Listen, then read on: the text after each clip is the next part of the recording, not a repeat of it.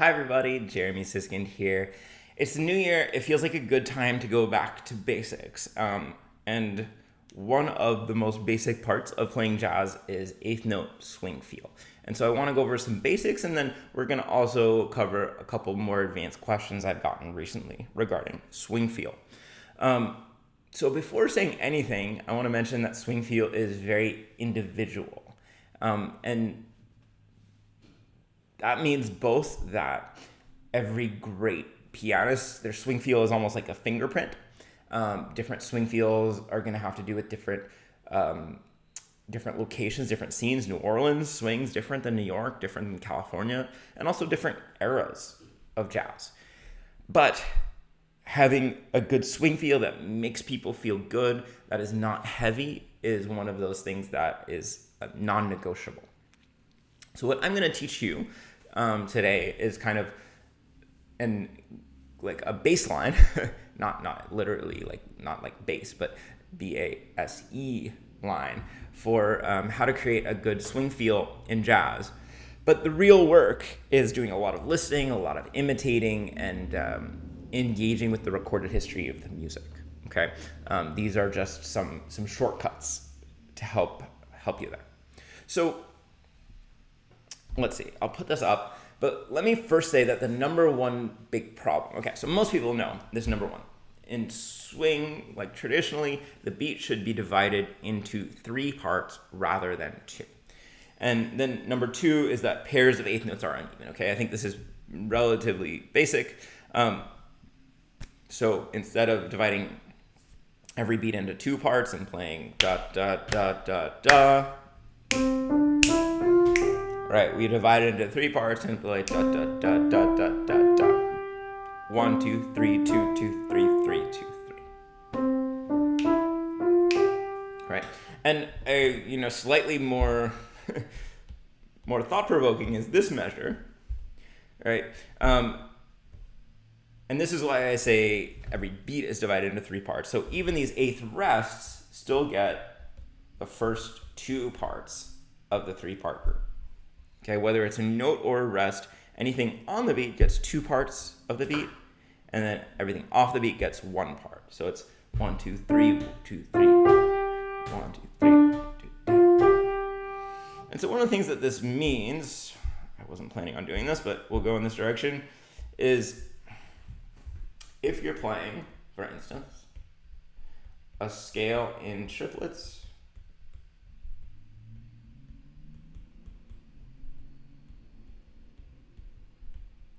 and you're going to comp with the Charleston pattern on beats 1 and the end of 2.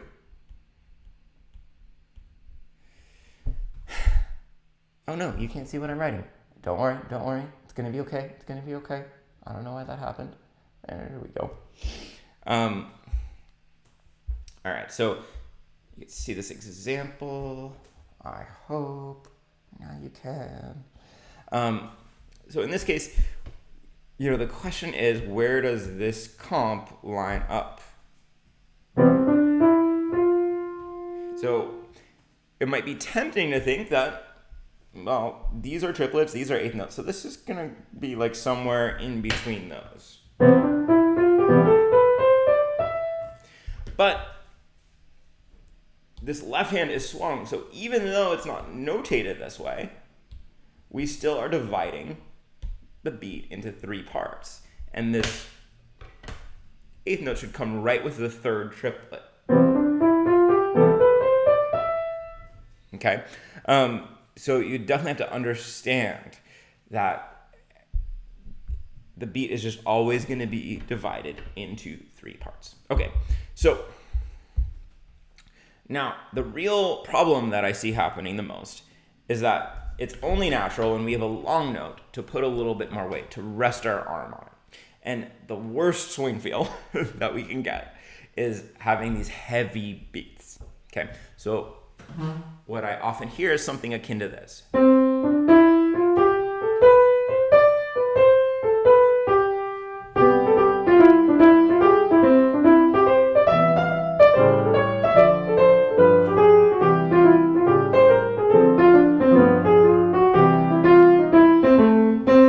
can't even do it for that long because it just feels so wrong.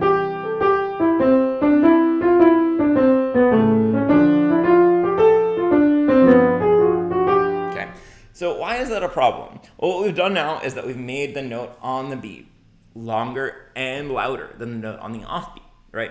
And jazz is really about syncopation, which means emphasizing offbeats. So are we emphasizing the offbeat at all now? We are definitely not, right? We are now really emphasizing the onbeat note, okay? So what we want to do is reverse the accentuation.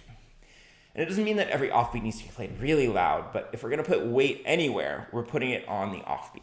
So we can use this scat syllable of do, va, right? So if I'm playing a scale, I'll play do, va, do, va, do, va, do, va.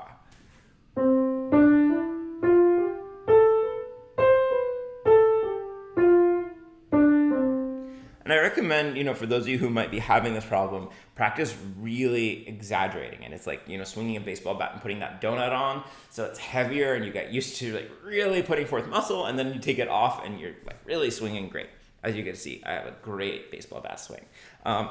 So, see if you can make it a 2 and a 9.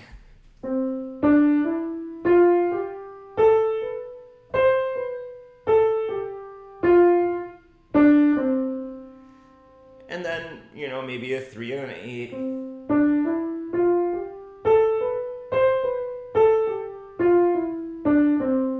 Now, a couple of things technically, I'm not actually dropping at all. I think generally dropping is a bad idea. I'm making the accents with my finger and my arm is gliding across. So if I do it on my table here, it's going to be like...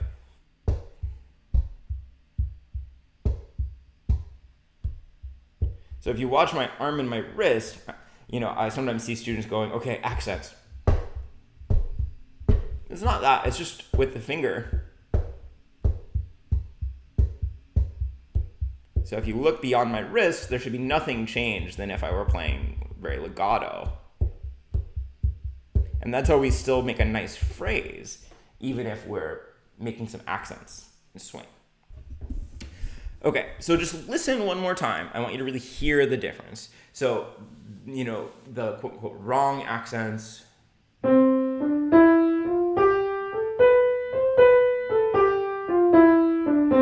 And better accents.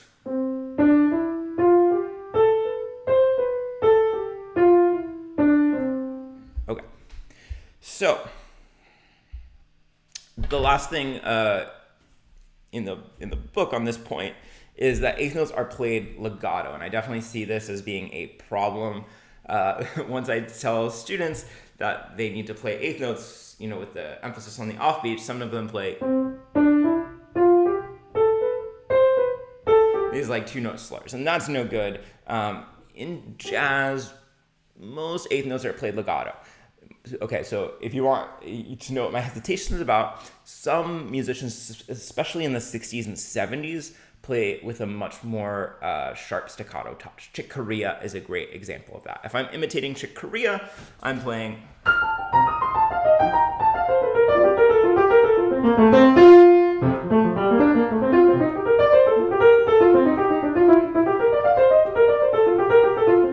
He has this really staccato, fingery touch.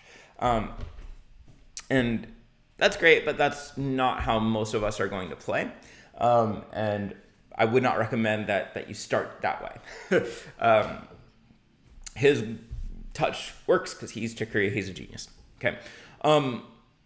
Most of us are going to play with a legato touch with no space in between eighth notes.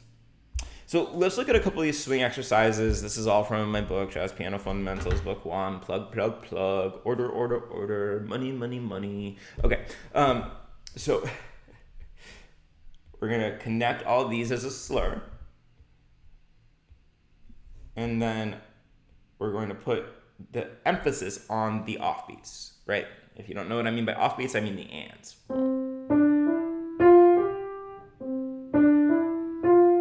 And notice it's not super loud, it's more that I'm de-emphasizing the on beats. So here again, similar gesture. 1, 2. Now here, the reason I wrote it like this is these two phrases started on the beat. This next phrase, you could see, here's beat 3, it starts off the beat. 1, 2, 3. So it's not about what's the first note of the phrase, what's the second note of the phrase. It's literally what's on the ands versus what's not on the ands. Okay, and that slur is showing that it's all legato. So here, oops, that's not right. Again, we're starting on an offbeat. 1. Okay, and here we're having some longer notes, and later in the book I talk more about what to do with longer notes. 1. Okay, 1, 2, 3, 4. Ba da ba do da. 2, 3, 4. So let me play letter A and letter B for you, and you guys can practice that at home. 2, 3, 4. 4, 1. 1, 2, 3. And by the way, if you're not doing it automatically, I would start with 2, 1 on that phrase with your second finger crossed over. All right, letter B, 2, 3, 4, 1. 4, 1. 1, 2, 3, 4. Cool. Okay. Now, I do want to go a step further and talk about fast tempos. And I got a really good question recently from a former student. Hi, Nate. I don't know if you're not watching this. About what about eighth notes at fast tempos? Because, if we're playing really fast and we've got consistent eighth notes, and this is not uncommon in jazz, it's not really practical to emphasize every other eighth note. If we're playing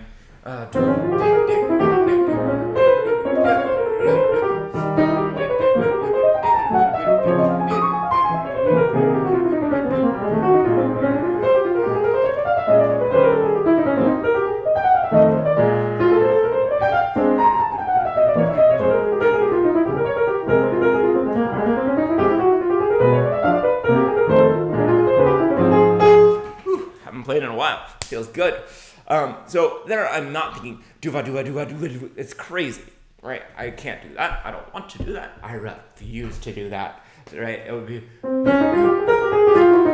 I'd never be able to play that fast.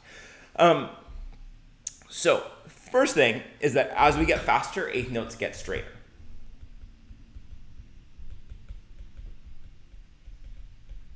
You notice actually there's no swing in terms of dividing the notes into 3 parts, dividing the beats, into 3 parts there. Every note's exactly or almost exactly even. If my technique were good, it would be exactly even.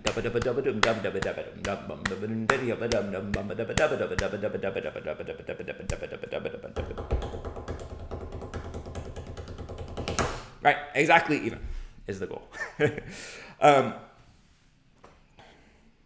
By the way, the tempo there, just in case you're thinking, are those 8 notes or are those 16 notes? That was playing 1, 2, 1, 2, 3, 4, 1, 2, 3, 4, 1, 2, 3, 4. So those are actually 8 notes. 1 and 2 and 3 and 4 and 1 and 2 and 3 and 4. Okay. So then do we accent? And how do we decide how to accent? So the answer is usually yes, we do still accent in those cases. If we don't accent at all, to me, it sounds very classical and flat. Now, you're going to find a wide variety of artists who do a wide variety of different things. So, take it all with a grain of salt, but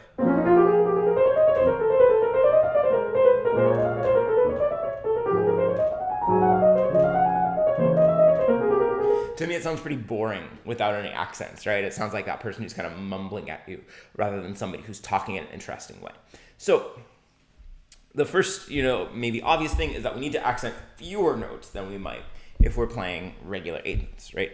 So instead of accenting either every other one, we're going to accent fewer. The number one way that I suggest doing this is accenting based on finger. So actually based on your pinky and your thumb. And this has 2 great advantages.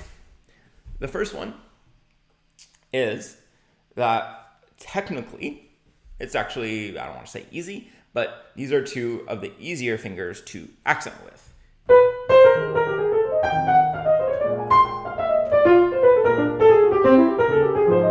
Because you can kind of throw your hand at them a little bit. As well as use that rotation capability, that turning a doorknob capability. So rather than thinking about trying to use your fingers at this tempo, obviously you have to use your fingers, but to create an accent, you can just do a little small doorknob turn. So that's the first advantage to it. The second advantage to it is just somewhat by necessity, the pinky and the thumb are often going to be playing notes that are turnaround points, meaning that they're the highest for the pinky or the lowest for the thumb notes in the phrase. And these are often places where we want to accent in jazz.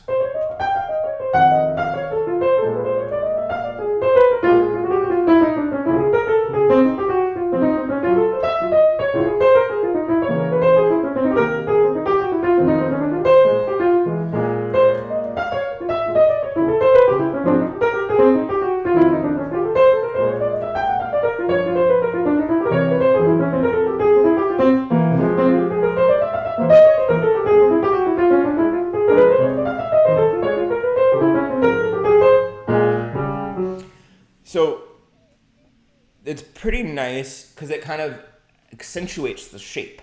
If you're making an interesting shape by putting a little extra flair on the top and the bottom, it makes that shape really stand out and makes it really clear.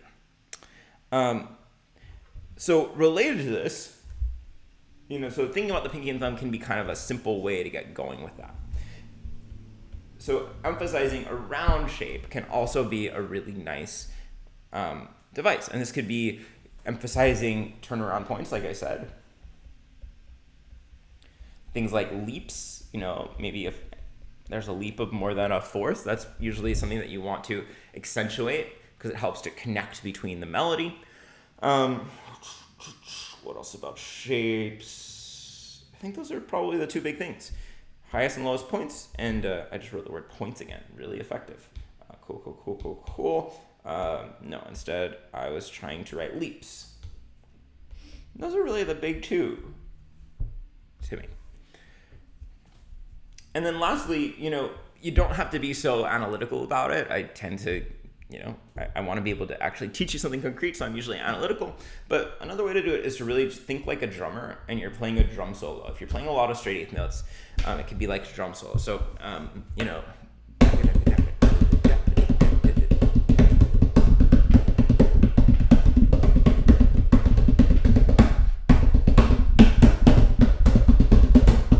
So starting, like feeling that rhythm, and in jazz we I hate using the word random, but we like to surprise people with rhythms and accents.